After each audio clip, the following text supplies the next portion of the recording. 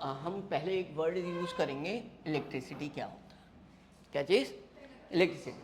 अब इलेक्ट्रिसिटी में मैं अगर तुम्हें थोड़ा सा पहले स्टडीज़ कर रहे हैं, बाकी हम इसको समझाएंगे क्या लिखा है कि जैसे आप दो चार्ज बॉडीज़ हैं बेटा, क्या है?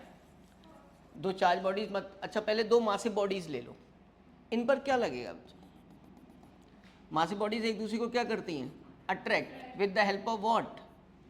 With the help of gravitational force.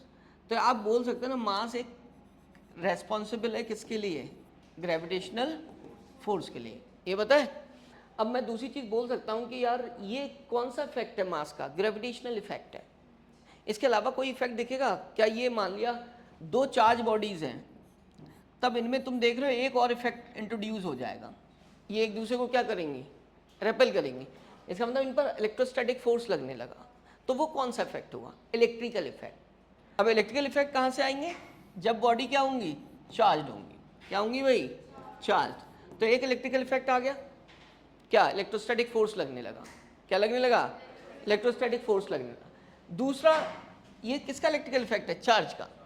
और कोई इलेक्ट्रिकल इफेक्ट मैं तुम्हें और दिखाता हूँ, जैसे एक सिलेंडर, कोई भी कंडक्टर है और कंडक्टर में कौन मूव कर रहा है? इलेक्ट्रॉन मूव कर रहे हैं। कौन मूव कर रहे हैं? तो उससे क्या होता है? उसमें करंट फ्लो होने लगती है। तो ये जो है ये भी इलेक्ट्रिकल इफेक्ट है। लेकिन ये जो है इलेक्ट्रिकल इफेक्ट, इलेक्ट्रोस्टैटिक फोर्स, ये कब है? जब चार्ज किस में है? रेस्ट में। ठीक है। और ये कब है इलेक्ट्रिकल इफेक्ट? जब चार्ज किस में है? मोशन में।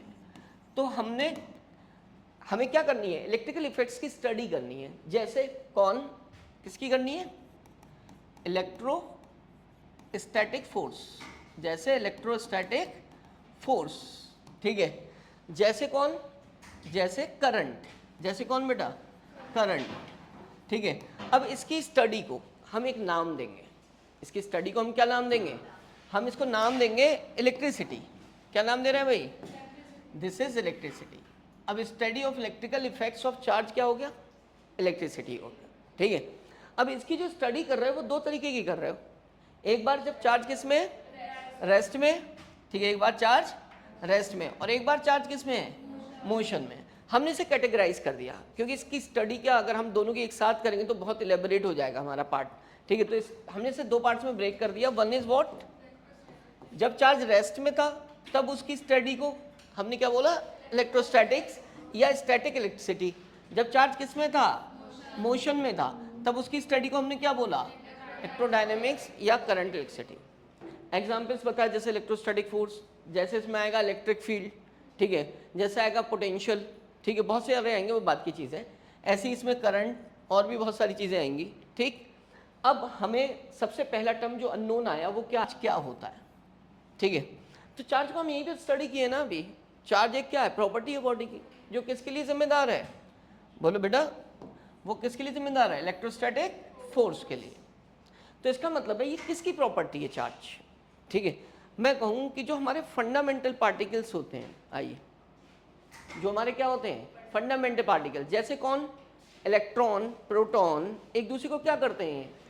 प्रोटॉन आपस में एक दूसरे को रेपेल करते हैं, इलेक्ट्रॉन आपस में रेपेल करते हैं, लेकिन इलेक्ट्रॉन प्रोटॉन क्या करते हैं? अट्रैक्ट करते हैं।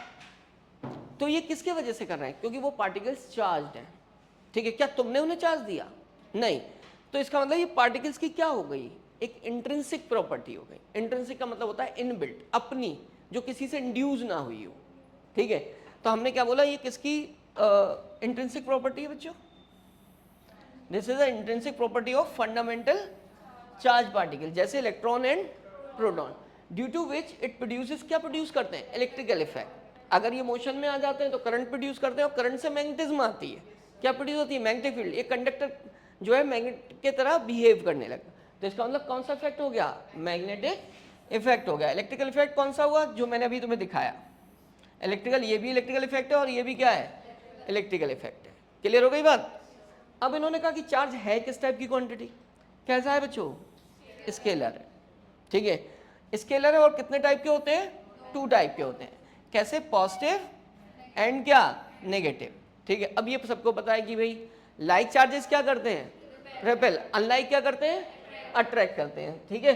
अब मान लिया दो चार्ज पार्टिकल्स हैं जिनके मासेस हैं भाई, क्या है? मासेस हैं। तो मैं तुमसे पूछूंगा कि भाई मास भी है और चार्ज भी है, मास क्या करेगा? Attraction, only attraction due to gravitational force, ठीक है। लेकिन चार्ज अट्रैक्ट भी करेगा और रेपेल भी करेगा। तो मैं कहूँ कि ये दो चार्ज बॉडीज अट्रैक्ट कर रही हैं कहीं पर भी, यहाँ ले रहा हूँ एग्जाम्पल, ये दो चार्ज बॉडीज हैं, ये दो बॉडीज ले लो चलो, ये एक दूसरे को क्या कर रही हैं, and this attraction is due to charge और मास। किससे बताओगे? दोनों से होता है। चार्ज भी ट्रांसफॉर्म होते हैं, unlike charges attract each other, and mass की वजह से भी अट्रैक्शन होता है। मास की वजह से अट्रैक्शन होगा ग्रेविटेशन। तो तुम नहीं बता सकते this attraction is due to masses और चार्जेस। तो इसका मतलब अट्रैक्शन मास की वजह से भी हो सकता है और किसकी वजह से? चार्ज की वजह से भी हो सकता है। ये सबको पता चल गया। लेकिन अगर दो बॉडीज क्या कर रही हूँ? रिपेल कर रही हूँ। क्या कर रही हूँ? तो डेफिनेटली ये जो रिपल्शन है वो चार्ज की वजह से होगा। तो अगर रिपेल कर रही है बॉडी, तुमसे पूछा जाए ये चार्ज है या नहीं है, तुम कहोगे येस ऑफ कोर्स, ठीक है। तो इसका मतलब ट्रू टेस्ट ऑफ चार्जिंग कौन हुआ? रिपल्शन हुआ। क्या हुआ? रिपल्शन। अट्रैक्शन क्या? चार्ज क्वांटिटी क्या है। फिर उसके किसकी बात आती है? मेजरमेंट की।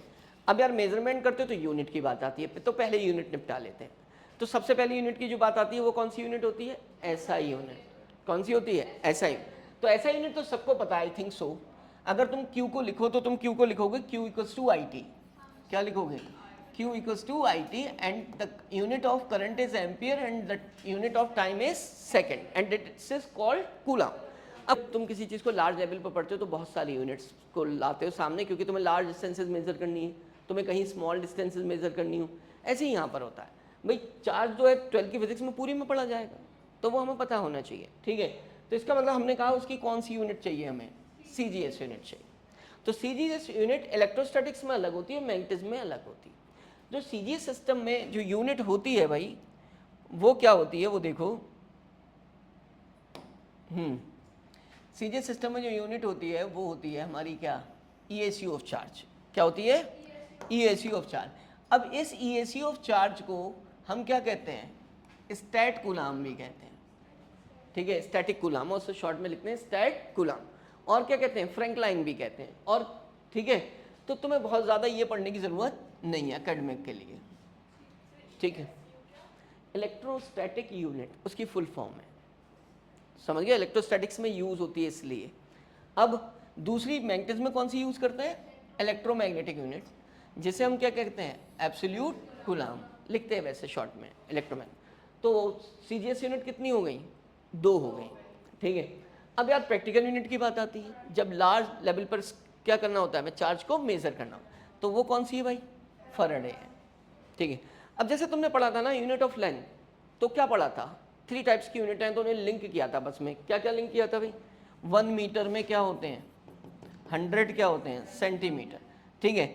अब मैं तुमसे अगर पूछूं, इनका भी स्केल पता होना चाहिए, तो हमें इनका हमने स्केल क्या किया? 1 कूलाम में इतने क्या होते हैं? EAC of charge. इतने क्या होते हैं भाई? EMU of charge. और इतने क्या होते हैं? फैराडे होते हैं। अब मैं पूछ लूँ which one is the largest unit of charge, भाई यहाँ भी तो पूछ सकता हूँ। क्या लिखूंगा मैं? देखो 1000 क्या mm के बराबर होती है रिलेशन, तो कहूँगा which one is the largest unit of length, तो क्या बोलोगे? 1 मीटर, ठीक है। 1 मीटर में कितने सारे? देखो 100 सेंटीमीटर है, ठीक है। ऐसे ही मैं इसमें पूछूं, इसमें लार्जेस्ट यूनिट कौन है? अब ये मत जाना ये लिखा हुआ है जो, वो कुछ भी हो सकता है, बताओ इनमें कौन लार्जेस्ट है? ये लार्जेस्ट है 1 कूलाम राजा। हाँ यस, देखो कितने अच्छे कॉन्सेप्ट हैं फबे आके, बिल्कुल बेकार गलत आंसर दे रही हैं, ठीक है। देखो किसी को कैसे लिखा जाना, this does not defines that कि वो क्वांटिटी इतनी क्या है? लार्जेस्ट है। मैं इसको अगर ऐसे लिख दूं 1 सेंटीमीटर इक्वल्स टू 1/100, तो फबिया के अकॉर्डिंग ये क्या हो जाएगी? स्मॉलेस्ट यूनिट हो जाएगी। जबकि ऐसे लिखूंगा तो फबिया क्या कहेंगी? ये लार्ज यूनिट ऑफ लेंथ, तो इन तीनों में लार्जेस्ट है ये, ठीक है। तो अब लिखने का तरीका देख रहे हो तुम? लिखने का तरीका ही तो बदला है, तो तुम सोचने का तरीका मत बदलो। तो मैं तो कहता हूँ वैसे ही सोचो। तुम जब भी यूनिट का आंसर दोगे तो इसे इधर ले आओ, सिंप्लीफाई फॉर्म में करके पढ़ो, ठीक है। अब भाई तुम्हारी अप्रोच नहीं है तो तुम सिंपल तरीके से पढ़ लो। 1 मीटर में 100 सेंटीमीटर, मीटर बड़ा होगा। अब मैंने ऐसे लिख दिया तब भी तो मीटर बड़ा होगा। अब तुम्हें वो लग नहीं रहा है क्योंकि सेंटीमीटर के बराबर लिखा है। अगर तुम्हें सोचो ना तो तुम्हें लगने लगेगा कि 1 सेंटीमीटर में पॉइंट फ्रैक्शन में इतने मीटर हैं, ठीक है, तुम मत करो इमेजिन, तुम सिंप्लीफाई कर लो, 1 मीटर में फिर से 100 सेंटीमीटर दिखेंगे। तो जो 1 मीटर में 100 बार आ रहा है वो क्या है, छोटा है, और मीटर क्या है, बड़ा है। ये भी ऐसे ही कुछ लिखा है। ये जो लिखी है ना ये वाले बच्चे, इसको इधर ले आओ, तो एक फैराडे में क्या हो जाएंगे, 96500 क्या हो जाएंगे कूलाम में। कौन बड़ा हुआ फबेया, अरे बड़ा ही कौन हुआ, फैराडे, 1 फैराडे। ठीक है, तो आप कॉन्सेप्ट को होल्ड कर रहे हो। अब उसमें इससे मल्टीप्लाई करोगे तो इतने एएसयू हो जाएंगे, तो फैराडे सबसे बड़ा हो जा रहा है, इतने एमयू हो जाएंगे, है ना। तो Faraday is the largest unit. ठीक है, आंसर भी लिखा था सामने, तब भी नहीं जज कर रहे हो, अरे हद करते हो। ठीक है, फैराडे लार्जेस्ट। अब स्मॉलेस्ट कौन सा है इनमें देख के बताओ, this is the smallest unit, है स्मॉलेस्ट यूनिट। अब जब ये स्मॉलेस्ट यूनिट है, यहाँ पर जो सबसे ज्यादा बार आ रहा होगा फैराडे में वो स्मॉलेस्ट होगा, वही तो कॉन्सेप्ट लगोगे। अब इसमें सबसे ज्यादा बार कौन आ रहा है, देखो ये 96500 आ रहा है, ये 96500 इंटू दिस नंबर, सबसे ज्यादा बार ESU आ रहा है, तो ESU is the smallest unit of charge. अब तुम सोचो, एक कॉन्सेप्ट जो बिल्कुल सिंप्लीफाइड है, शायद 7th 8th के बच्चे जानते हैं, उसको हमें पढ़ने का तरीका नहीं है तो हम आंसर नहीं दे पा रहे। तो तरीका बहुत जरूरी है सोचना। ठीक है, वही मैं, चार्ज ऑन इलेक्ट्रॉन किसके बराबर होता है, चार्ज ऑन प्रोटॉन। ठीक है, proton, and this is equals two plus minus E, electron पे माइनस ई और प्रोटॉन पर प्लस ई, मतलब ई लिख दे रहे हैं। ठीक है, इसकी वैल्यू होती है बेटा ये, ठीक है, इलेक्ट्रॉन पे माइनस और प्रोटॉन पर प्लस। इस चार्ज को हम एलिमेंट्री यूनिट भी कहते हैं या एक क्वांटा भी कहते हैं। मतलब क्वांटा का मतलब होता है स्मॉलेस्ट फिक्स यूनिट, उससे कम वैल्यू पॉसिबल नहीं है। जैसे मैं कहूँ इंडियन करेंसी की सबसे स्मॉलेस्ट यूनिट क्या है, 1 रुपया, उससे छोटा देखा तुम लोगों ने, नहीं, मार्केट में वही फ्रीली एग्जिस्ट करता है, तो वही क्या है, स्मॉलेस्ट यूनिट है। अब यार बात आती है ना कि नंबर ऑफ इलेक्ट्रॉन किसके बराबर होते हैं, प्रोटॉन, और ये किसके बराबर होता है, एटॉमिक नंबर के बराबर। ये हमारा बेसिक कॉन्सेप्ट है। ठीक है, अब यार पता है, जैसे मैं एक एग्जाम्पल लेकर चलता हूँ। मैंने तुम्हारे सामने लिया बच्चों सोडियम एटम, क्या लिया, सोडियम एटम। इस पर कितना, इसका एटॉमिक नंबर कितना होता है, 11 होता है। तो ये सोडियम एटम है, इसका एटॉमिक नंबर है 11।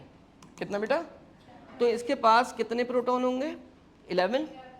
तो एक प्रोटॉन से +1 ई, 2 प्रोटॉन से +2 ई, 11 प्रोटॉन से कितना, +11 ई।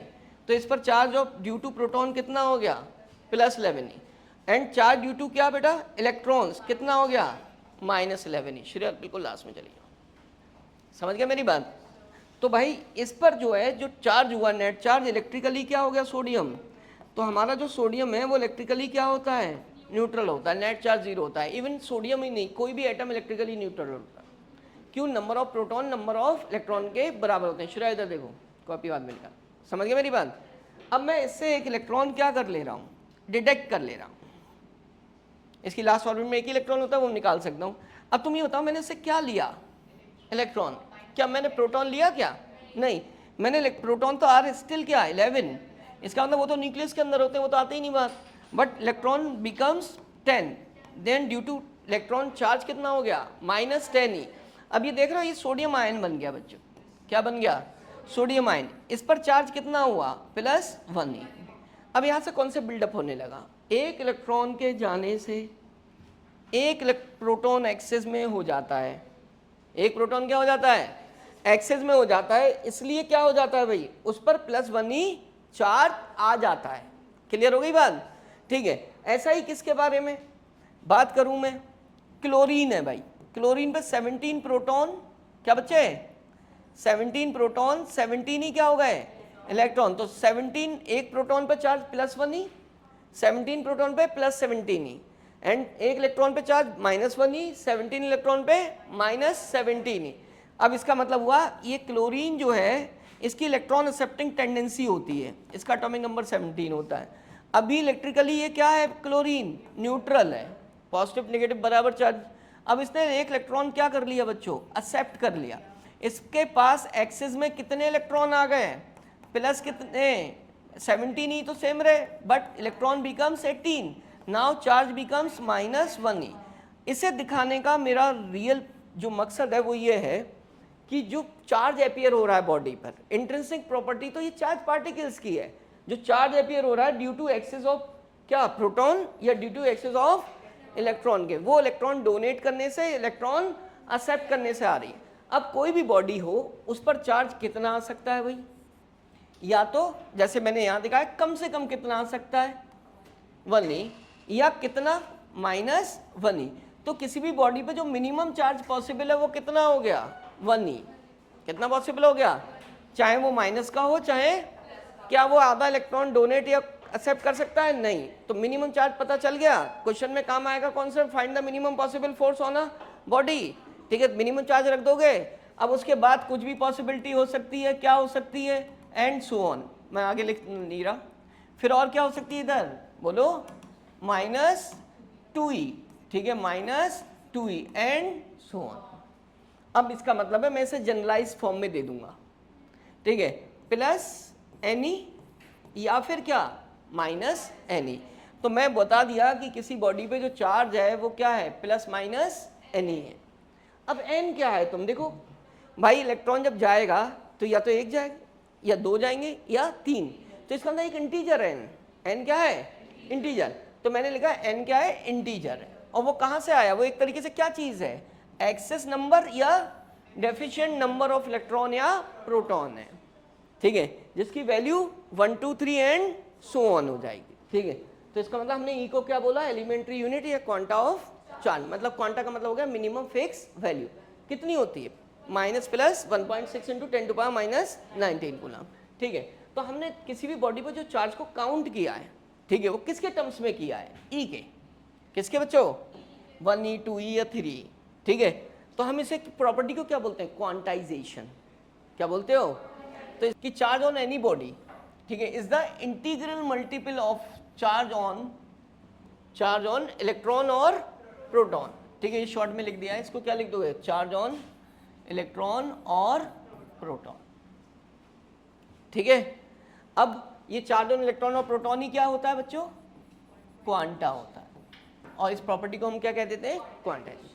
इतनी मेरी बात समझ आई कि यार जो n है वो क्या है, 1 2 3 इंटीजर है। ठीक है, चार्ज ऑन एनी बॉडी क्या है, 1e 2e।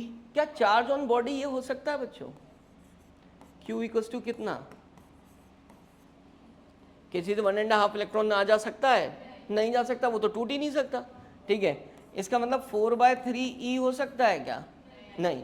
इसका मतलब दिस इज नॉट इक्वल्स, मतलब चार्ज किस में प्रेजेंट नहीं होता, नेवर प्रेजेंट इन फ्रैक्शन।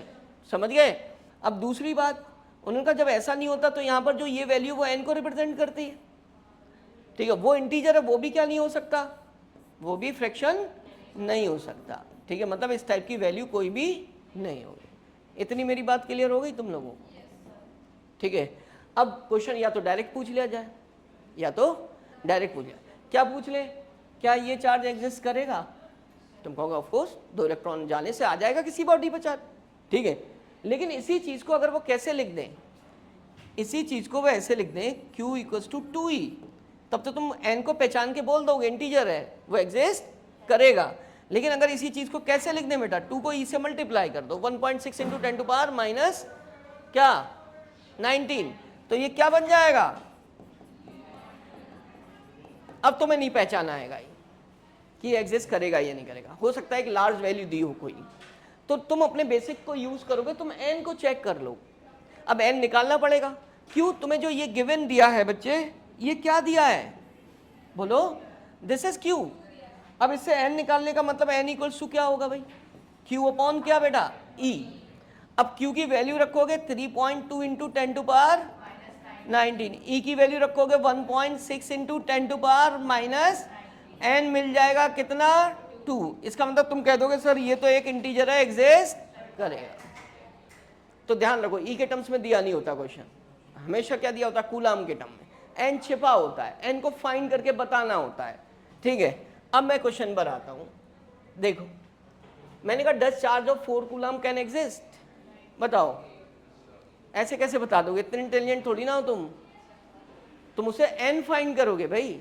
क्या करोगे, कॉन्सेप्ट को होल्ड किया करो, नहीं हाँ ऐसे नहीं, इससे कुछ नहीं होता, ठीक है, गलत कर दोगे। क्या बताओ बेटा, जैसे मैं तय कह रहा हूं ना, मैं जैसे पढ़ाता हूं वैसे ही पढ़ो, ठीक है। तो पहले पार्ट को जब करोगे तो n इक्वल्स टू क्या करोगे बच्चे, q अपॉन ई। q कितना है 4, ये कितना है 1.6 इंटू 10 टू पावर, इसको सॉल्व करोगे तो कितना आएगा 2.5 इंटू 10 टू पावर कितना आएगा। अब तुम्हें देखना होगा कि ये फ्रैक्शन है या नहीं है, तब पहचानोगे। फबिया बताओ एग्जिस्ट करेगा या नहीं, क्यों नहीं करेगा, क्योंकि देखो कितने कितने इंटेलिजेंट लोग पढ़े हैं, ठीक है, कहाँ पाए जाते हैं ऐसे लोग। ये फ्रैक्शन नहीं है बेटा, अभी नंबर पहचानना नहीं आया है, ठीक है। फ्रैक्शन का मतलब होता है ये, अगर कभी ऐसे लिखा है 10 to power 2, this means this is integer, ठीक है। क्यों देख रहे हो 2.5, पूरी n की वैल्यू देखोगे, ठीक है। कॉन्सेप्ट को होल्ड करो बच्चों। तो ये क्या हो गया, ये क्या हो गया बेटा, इंटीजर, वो पॉइंट को खत्म कर देगा पावर में जो जीरोज है, ठीक है। इसका मतलब ये एग्जिस्ट करेगा, तो 4 कूलम क्या कर गया, एग्जिस्ट कर गया, ठीक है। ये फिजिक्स है बच्चों। सेकंड, फिर n निकालोगे q अपॉन क्या करके e, n is what 4 into 10 to power, ये नहीं होगा, ठीक है। इसलिए करेक्ट डायरेक्ट आंसर देना बंद करो। दिस इज 2.5, ये क्या दिख रहा है तुम्हें, फ्रैक्शन। अब ये फ्रैक्शन वैल्यू दिख रही है, इसका मतलब ये एग्जिस्ट नहीं करेगा। आज खुद आंसर आते हैं भाई, ठीक है। अब इन्होंने कहा कि इतना चार्ज ट्रांसफर कर दिया, अब क्वेश्चन ही तो देंगे, वो क्या देंगे, इस transfer from wool to polythene. तो एक बॉडी जिससे जा रहा है, जिससे जा रहा है, इसका मतलब है वो इलेक्ट्रॉन जा रहे हैं, इसका मतलब उसमें क्या हो जा रहा है, मास डिक्रीज हो जा रहा है, ठीक है। अभी तो इसका मतलब है जैसे मैं कहूँ मेरे पॉकेट में बहुत सारे कॉइन पड़े हैं, मैं वो निकाल कर क्या कर दूँ, ऐसे फेंक दूँ, ठीक है, तो क्या होगा, तुम लूटने लग जाओगे। लेकिन नहीं, मेरी पॉकेट क्या हो जाएगी, हल्की, क्योंकि एक मास है particle which is quanta of Indian currency, वो क्या जा रहा है, बाहर जा रहा है, समझ गए। तो पॉकेट हल्की होती है करेंसी निकलने से, बॉडी हल्की होती है इलेक्ट्रॉन के निकलने से, ठीक है। अब इसमें तुमसे पूछ लूं कि कौन सी बॉडी का मास कम डिक्रीज होगा, अभी दीप उसमें पूछा नहीं है, वूल से जा रहा है। तो देखो, पर एक जनरलाइज फॉर्म में कॉन्सेप्ट को पढ़ो, पूछ तो कुछ भी सकता है बंदा। अब एक इलेक्ट्रॉन गया, ठीक है, इसका मतलब क्या गया, उसका मास। उन्होंने पूछे कि कितना अमाउंट ऑफ मास ट्रांसफर हो जाए। अरे बस करो मैडम, इमोशनल मत हो प्लीज, सोचो। अब इलेक्ट्रॉन ट्रांसफर हो रहे हैं, चार्ज ट्रांसफर नहीं पूछ रहा हूं मैं पूछ रहा हूं मास ट्रांसफर। तो मास से मल्टीप्लाई करोगे, तो पहले निकालोगे n, कितने इलेक्ट्रॉन ट्रांसफर हुए, क्या निकालोगे n। अब इलेक्ट्रॉन निकालने के लिए n इक्वल्स टू क्या लगाओगे e, इसमें q कितना, माइनस मत लेना, ठीक है, -7 इंटू कितना बेटा, इंटू 10 टू पावर 19। अब इसे डिवाइड करोगे, बताओ, तो इसका मतलब इतने क्या हो गए, इलेक्ट्रॉन ट्रांसफर हो गए। तो मास कितना ट्रांसफर हो गया टोटल, एम्प्टी लिख दे रहा हूं, n into mass of electron, and now number of electrons is into 10 to power, mass of electron is 9.1 into 10 to power -31 क्या kg। तो 1 मोल का मतलब क्या हुआ, 1 मोल मीन्स क्या बेटा, बोलो, कि मॉलिक्यूलर मोल ऑफ H2O की बात कर रहे हैं यहाँ पर, किसकी, H2O।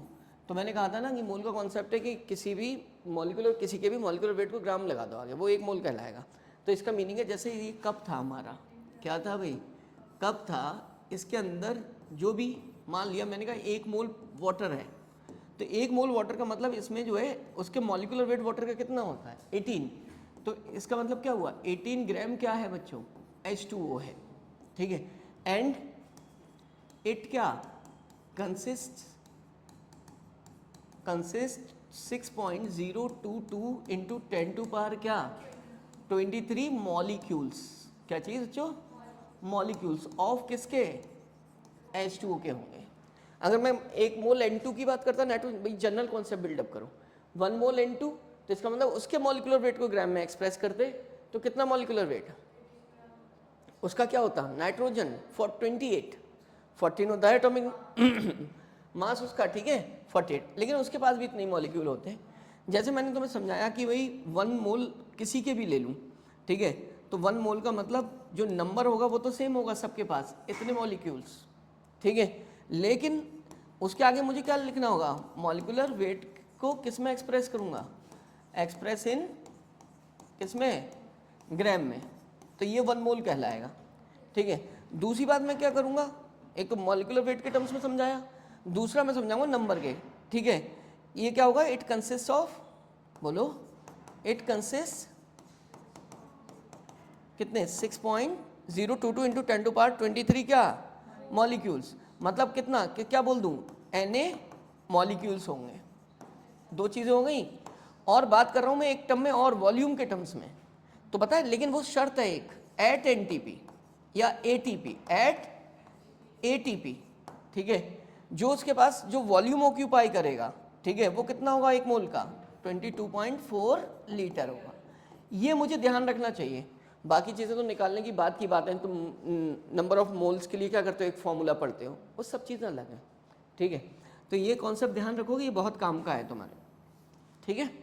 अब हमने फिर वही शुरुआत की, 1 मोल H2O भाई, तो कितने ग्राम वाटर, 18 ग्राम, ठीक है, एंड इट कंसिस्ट इतने मॉलिक्यूल्स, ठीक है। अब तुम एक बात बताओ, 18 ग्राम में इतने मॉलिक्यूल्स हैं, एक कप वाटर, उन्होंने स्टैंडर्ड कप लिया जिसमें कितना वाटर आता है, 250 ग्राम, भाई कप तो अलग अलग साइज़ के होते हैं, जो यहाँ लिया गया वो बताएंगे कितने ग्राम का है, 250 ग्राम का है, तो इसका मतलब इसमें 250 ग्राम वाटर है। अब तुम यूनिटरी मेथड लगा सकते हो, क्या लगा सकते हो, 18 ग्राम में इतने मॉलिक्यूल, 1 ग्राम में निकाल लोगे, 1 ग्राम में कितने,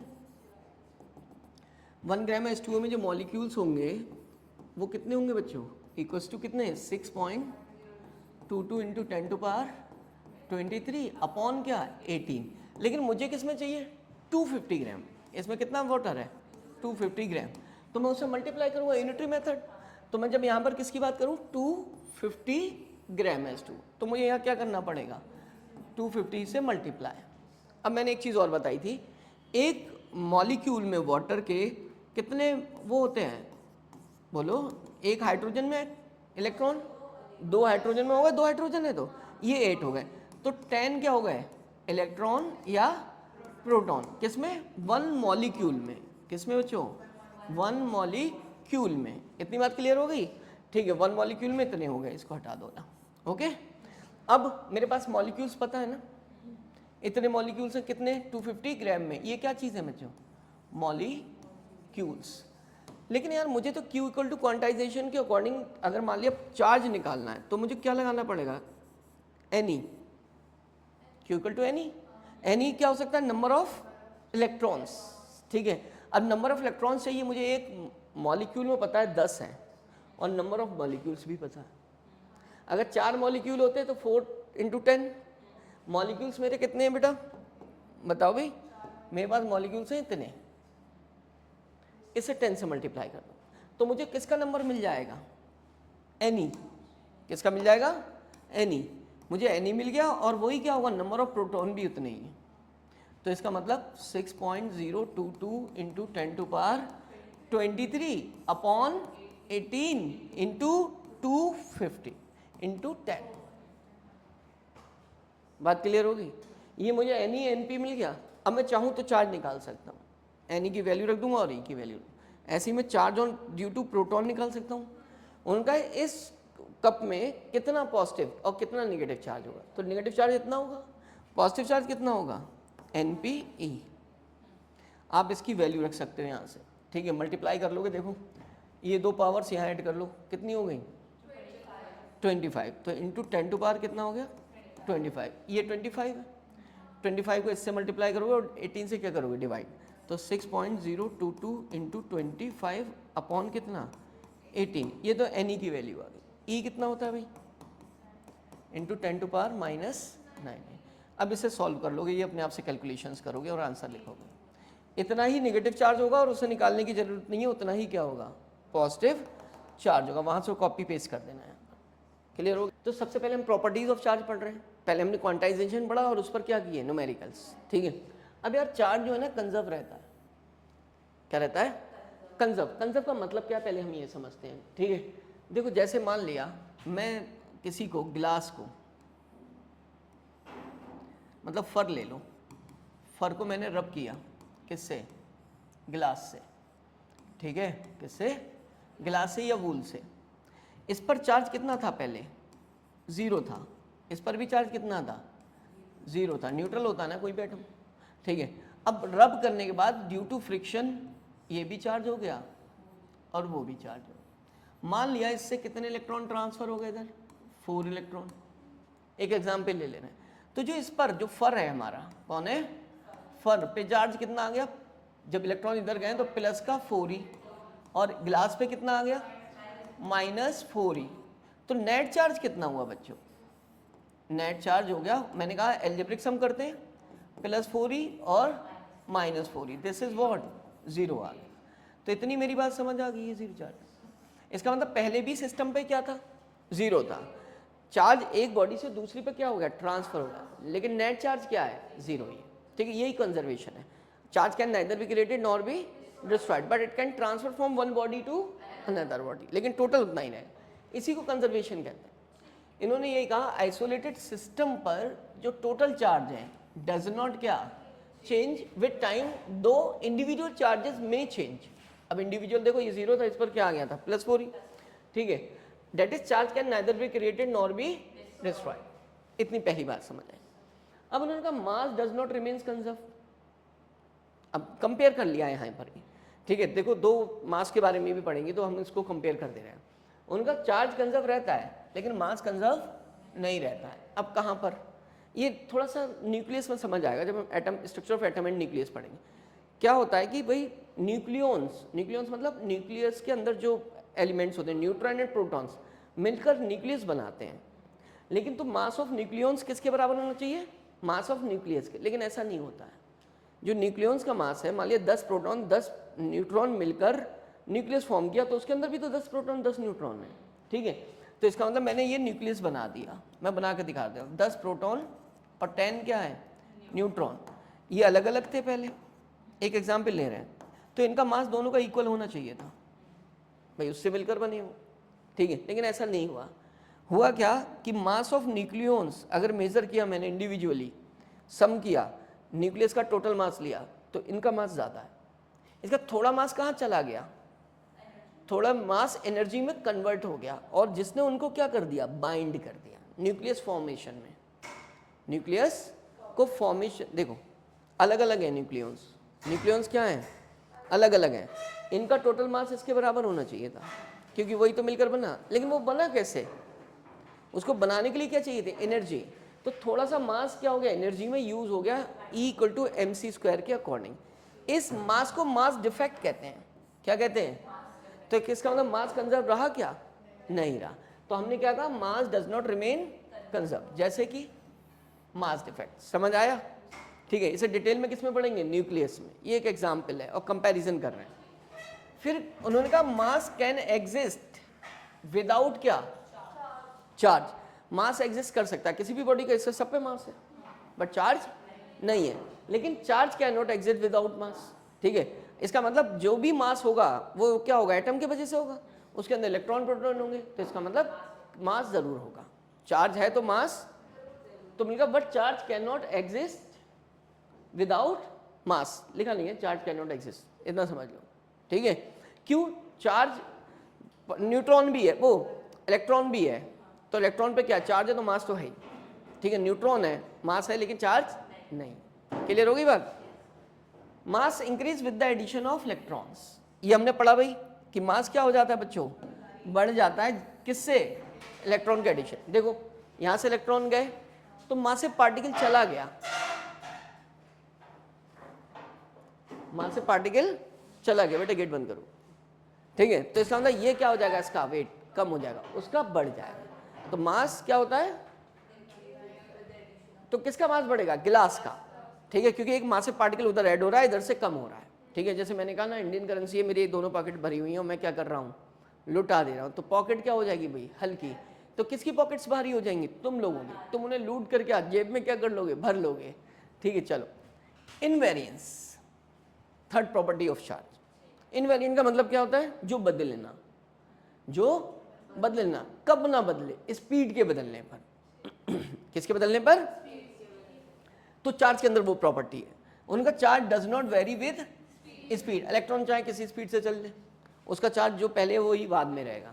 that is charge is independent frame of reference. मतलब ये हुआ कि चाहे आप कहीं पर भी चले जाओ, यहाँ पर फ्रेम ऑफ रेफरेंस में कोई बॉडी मूव कर रही है उसमें चले गए, लेकिन चार्ज क्या रहेगा, उस सेम रहेगा, क्योंकि वेलोसिटी बदलेगी लेकिन चार्ज नहीं बदलेगा। अब अच्छा, उन्होंने कहा कि भाई मास के बारे में बताओ थोड़ा सा। जब मास बदलता है तो मास पता है किसका बदलता है, उन पार्टिकल्स का बदलता है स्पीड के बदलने से जिनकी स्पीड स्पीड ऑफ लाइट से क्या होती है, ज़्यादा होती है। जिनकी स्पीड स्पीड ऑफ लाइट से क्या होती है, कम, उनका मास नहीं बदलता है, ठीक है। अब कौन है वो, for a relativistic charge particles. अब इन्हें रिलेटिविस्टिक चार्ज पार्टिकल्स कहते हैं, जो क्या वेरी हाई स्पीड से चलते हैं, greater than speed of light से, ठीक है। मास क्या करता है उनका, इंक्रीज करता है विद इंक्रीज ऑफ क्या, स्पीड। किस रिलेशन से ये, this is according to the theory of relativity which is not in your syllabus, ठीक है। अब इसमें देखो, मैं क्या बढ़ाऊंगा, अगर स्पीड बढ़ाऊंगा, जब ये बढ़ाऊंगा तो ये v/c क्या हो जाएगा बच्चे, बोलो, v/c भी इंक्रीज हो जाएगा। ये इंक्रीज हो जाएगा तो ये पूरी वैल्यू इंक्रीज हो रही है, ये क्या हो जाएगा, डिक्रीज होगा। डिनोमिनेटर क्या होगा, डिक्रीज, डिनोमिनेटर डिक्रीज होगा, मास क्या होगा, इंक्रीज होगा। तो मास बढ़ता है इस रिलेशन के अकॉर्डिंग, सिर्फ रिलेशन पढ़ना है। Where m0 is the rest mass, जब बॉडी क्या नहीं कर रही है, मूव नहीं कर रही है, तब उस कंडीशन में जो मास है उसे क्या कहेंगे हम, रेस्ट मास कहेंगे, ठीक है। जैसे मान लिया एक इलेक्ट्रॉन है, वो इस टाइम रेस्ट में है, तो उसका जो मास होगा वो कितना, 9.1 × 10⁻³ kg। लेकिन वो अगर इतनी स्पीड से चलने लगा तो उसका मास किससे निकाला जाएगा, इससे निकाला जाएगा, वेरी करने लगेगा, ठीक है। फोटोन है जैसे, ठीक है, फोटोन का रेस्ट मास 0 होता है, कितना होता है, 0। For a non relativistic particles, मतलब समझे तुम मेरा, कि वो पार्टिकल्स जिनकी स्पीड इससे क्या होती है, इसी से कम होती है, charge particles. Specific charge, specific charge का मतलब कह सकते हो जो चार्ज की वैल्यू है, चार्ज टू मास रेशियो को बोलते हैं। क्या बोलते हैं, वो क्या रहता है हमारा, कांस्टेंट रहता है, उसमें नहीं बदलता। तो दो बात समझ आई, जिनकी स्पीड ज़्यादा, हाँ मास, तो चार्ज तो इनवेरिएंट है ना, वो बोल तो दिया मैंने, ठीक है। सिर्फ क्या बदलेगा, मास, मास बदलेगा तो उसके बारे में बताया, किसका बदलेगा किसका नहीं बदलेगा। क्लियर हो गई, चल। अब एडिटिविटी, एडिटिविटी का मतलब कुछ नहीं, किसी बॉडी पर जितना चार्ज प्रेजेंट है, किसी बॉडी पर जितना चार्ज प्रेजेंट है, मान लिया 2e, ठीक है, -4e, ठीक है, प्लस क्या e, ठीक है, -8e, तो सबका जो टोटल चार्ज होगा वो एल्जेब्रिक सम होगा। वैसे भी मैंने बताया चार्ज कैसी क्वांटिटी है, स्केलर, और मैंने कहा जब भी स्केलर को ऐड करते हैं तो कौन सा सम करते हैं, एल्जेब्रिक। तो इस पर जो नेट चार्ज आएगा वो क्या होगा, उन सबका एल्जेब्रिक सम, प्लस 2e, क्या बेटा बोलो, प्लस e, -4e, -8e, कितना हो गया टोटल बताओ, 12 और 3 हटा दो, -9e, ठीक है, एल्जेब्रिक सम करेंगे, समझ गए। इसी को हम क्या बोलते हैं, एडिटिविटी। मतलब चार्ज एडिटेबल है, बट किस फॉर्म में, एल्जेब्रिक सम करते हैं, ठीक है।